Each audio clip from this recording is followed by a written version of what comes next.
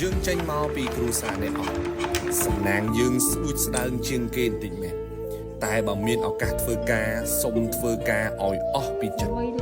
ទីមួយកុំបោះចោលការខំប្រឹងយើងកើតមកចំគ្រួសារនេះអត់មែនសំណាងយើងមានអត់ច្រើនហើយបើសិនជាយើងអត់ខំប្រឹងទៀតអានឹងគឺជាសួយធំមែនតែនៅក្នុងជីវិតរបស់យើងចេញពីគ្រួសារនេះតែកុំបោះចោលការខំប្រឹងរបស់យើងគ្រូខ្ញុំក៏ផ្ដាំថាភ្លៀងនៅលើដំបូលផ្ទះរបស់យើង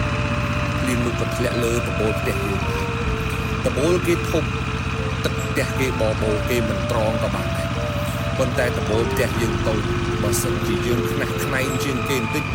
យើងអាចសល់ទឹកខ្លះសម្រាប់ប្រើយើងចេញពីតកូលអ្នកខ្សោយសំណាងយើងគឺស្ដួចស្ដើងជាងគេទៅហើយឱកាសយើងក៏តិចតួចជាងគេដែរប៉ុន្តែបើយើងផ្ដេកផ្ដួលមិនចាប់យកឱកាសតូចទាំងអស់នឹងយើងអត់ខ្វល់ជាមួយវាទៀតអានឹងសំណាងយើងវារត់ទៅខើទៅទៀតឬក៏លែងមានក៏យើងខ្សត់រត់តែកុំឲ្យខ្សត់ការខិតខំប្រឹងប្រែងទីពីរកុំបោះចោលគំនិតវិជ្ជមានរបស់យើងកើតមកចំគ្រួសារនេះអត់ណាតែកុំបោះចោលស្មារតីវិជ្ជមាននៅក្នុងខ្លួនយើងទទួលស្គាល់ថាយើងកើតចេញពីគ្រួសារនេះអត់វាពិបាកខ្លាំងណាស់ពិបាកសពពិបាកគ្រប់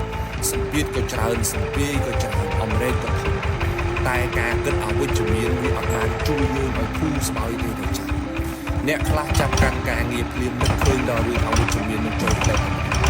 ក្រគេមើលងាយក្រគេរំអើលក្រគេអត់មកការក្រគេបំមាស់មានឱកាសធ្វើការហើយខិតខំប្រឹងប្រែងលើការងាររបស់យើងសិនកុំទាន់គិតលើរឿងទាំងអស់ពេលខ្លះយើងធ្វើបានល្អពេលខ្លះយើងអាចធ្វើបាន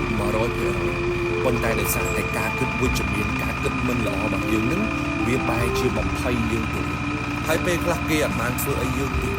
គឺភាពអវិជ្ជមាននៅក្នុងខ្លួនយើងមាននឹងឯងដែលវាបំផ្លាញ